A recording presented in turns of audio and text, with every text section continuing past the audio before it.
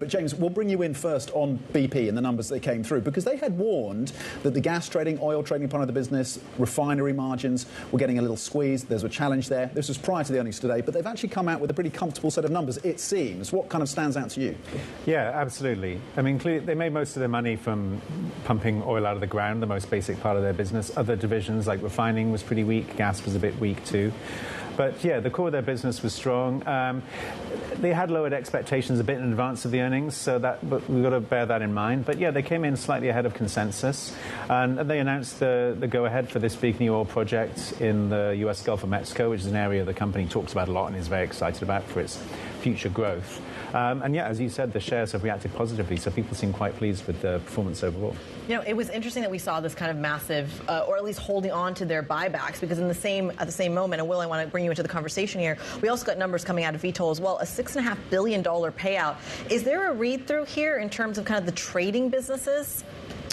Trading is a big part of BP's business, and it has done well for them over the last couple of years. I think in the most recent quarter, it didn't perform particularly exceptionally.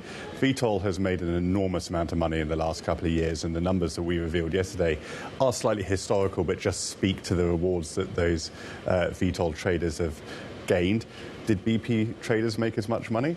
Probably, but we won't know because they like to keep those numbers under wraps. OK, James, look, we're going to get Will's take in terms of where oil goes from here, below $80 a barrel right now on Brent. But what the picture, how that sets up BP then in terms of the quarters ahead. China is clearly a challenge in terms of broadly the price. What are you looking for when BP positions for the quarters ahead on trading and on simply the sale of oil? How challenging is the environment for BP? I guess the numbers today, a bit of a one-off relief for BP. Does it become more challenging in the quarters ahead? I think so, yeah. Going back to trading, the big boon for BP and other companies in the last few years has been LNG, because you could divert liquefied natural gas from Asia to Europe, make a huge amount of money. Now, gas prices in Europe have normalised a bit, so that big cash cow is Inventories not there. are what, 90% or something? Yeah, when it comes yeah. to The European crisis that was caused by the invasion of Ukraine really has abated a lot.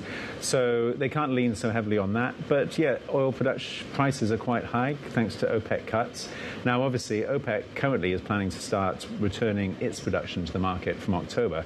So the question is, well, one, will they go ahead with that? They've made sort of conflicting noises about that. And secondly, given the questionable demand picture in China, we'll probably see crude prices start to fall, and that's what could cause problems for these companies. So you mentioned that the focus, of course, on OPEC, but there's also another focus on the Middle East, and Will kind of give us a little bit of guidance here on how do you interpret the developments coming out of course, Israel, Hezbollah, the potential escalation there, but not only there, also in Venezuela. I mean, there's so much geopolitical conflict, and yet the oil price kind of feels a little bit stable in the face of it. Square the two for us.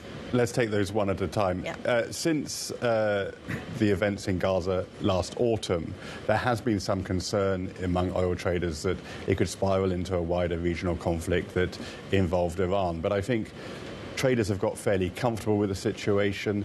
There has been no direct impact on oil production, and I think, in a sense, they expect that to continue. Now, there are risks. Clearly, if we get a major war in Lebanon and then Iran feels that it has to get more involved, there are risks, but I think the market has probably got comfortable with the situation, the very worrying situation in the Middle East, but the market's got comfortable.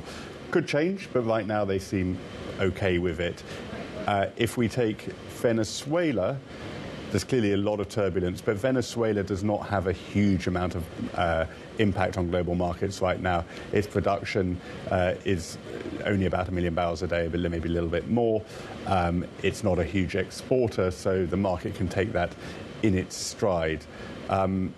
I think the salient point about the market, which James alluded to a moment ago, is that people are slightly concerned about the demand outlook, and particularly the demand outlook in China, which seems pretty soft. So Brent down 13% since the highs in April. China is a factor. What does OPEC Plus do? James put a question mark over this for us. Do OPEC Plus, do they change their plan on this? Our current reporting is that they will not do anything this week, although one shouldn't rule out a surprise, and they could come back at any point. I think they won't it looks like they won't rush to change course. I think they still believe that the fundamentals of the market look fairly tight, and they have a political agreement from the last meeting which they will perhaps not want to upset, because even a decision to delay the increase in production might be unpopular with some members.